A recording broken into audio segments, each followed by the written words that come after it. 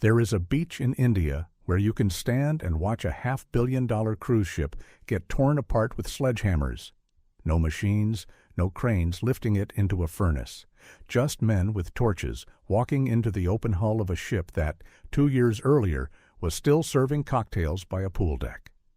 It's called Alang, and in the last few years, it has become the busiest ship graveyard on Earth. Here's how it got that way.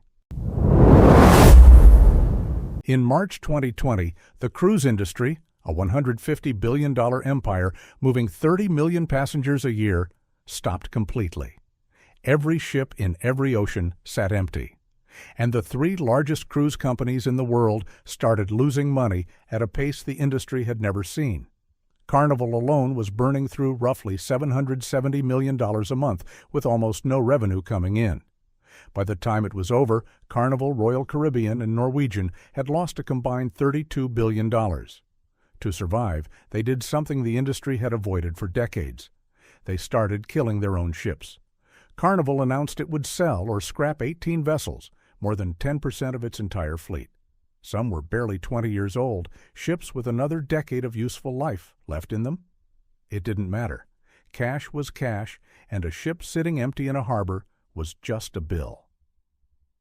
In 2020, 9 cruise ships were scrapped. In 2021, 11 more followed. By 2022, the total passed 35. The largest exodus of cruise ships in history, and it happened in under 3 years.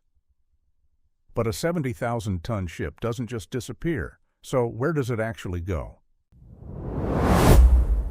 There are only a handful of places on the planet built to take apart something that size.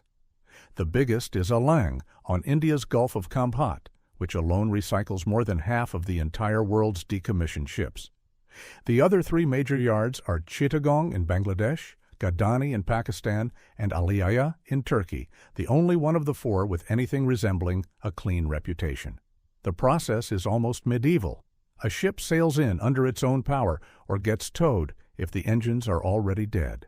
At high tide, it's driven straight onto the beach at full speed.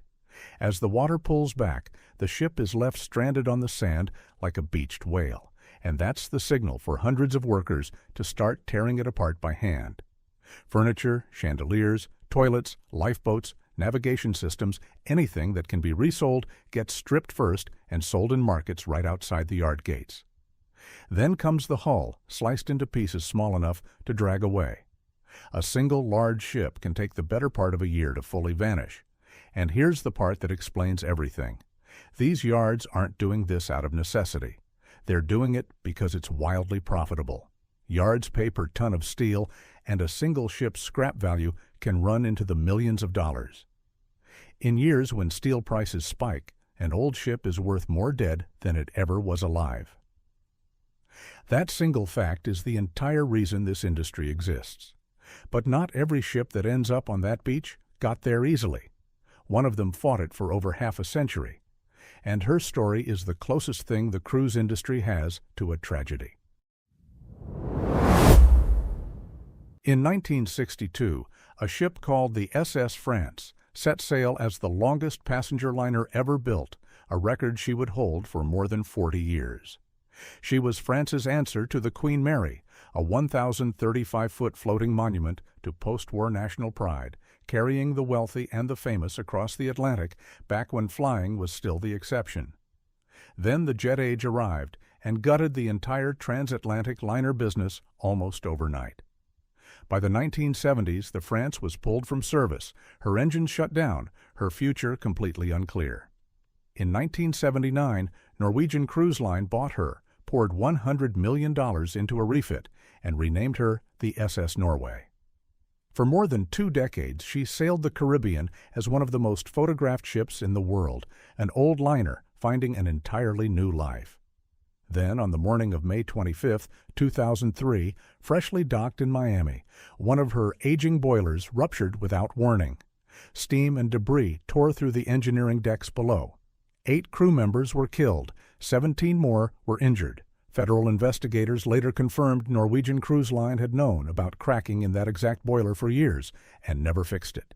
The Norway never sailed again. She was towed to Germany, sold, renamed Blue Lady, passed between buyers who floated plan after plan, a hotel, a museum, even a floating casino, every single one of which quietly collapsed. Port after port refused to take her. For years, the ship that once held the title of longest liner on Earth simply drifted, unwanted, with nowhere left to go. In 2008, 56 years after her first crossing, she was finally run aground at Alang and cut apart for scrap. A ship is born a legend, it dies a commodity. That pattern repeats almost every time. For the people doing the actual cutting, none of this is metaphorical. The International Labor Organization ranks shipbreaking among the most dangerous jobs on the planet. Most workers are untrained laborers earning a few dollars a day, using gas torches and sledgehammers to cut into hulls packed with asbestos, leftover fuel, and toxic paint, often with no harness and no real safety gear at all. In Pakistan's Gadani yard, unions report close to 19 deaths a year, and labor groups believe the true number is far higher than what gets reported. In India, a government-commissioned study found that nearly 1 in 6 workers at Alang already showed early signs of asbestosis, a lung disease that can take 15 to 20 years to fully surface. Falls, gas explosions, and snapped steel cables are simply treated as the cost of doing business.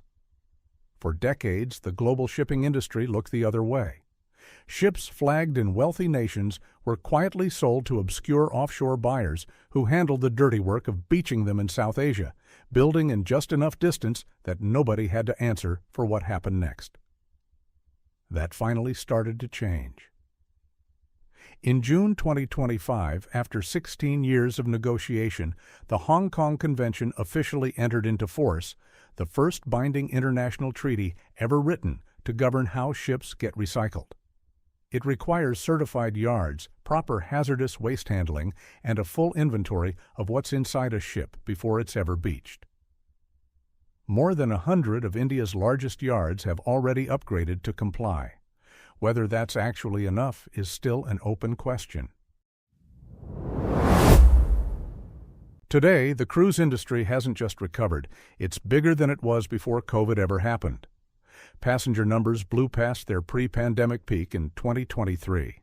The fleets sailing right now are younger, more efficient, and more profitable than ever, built directly on the wreckage of the ships that didn't make it. And on that same 6-mile beach in Gujarat, the work never stops. Another ship runs aground at high tide. Another crew wades out to meet it.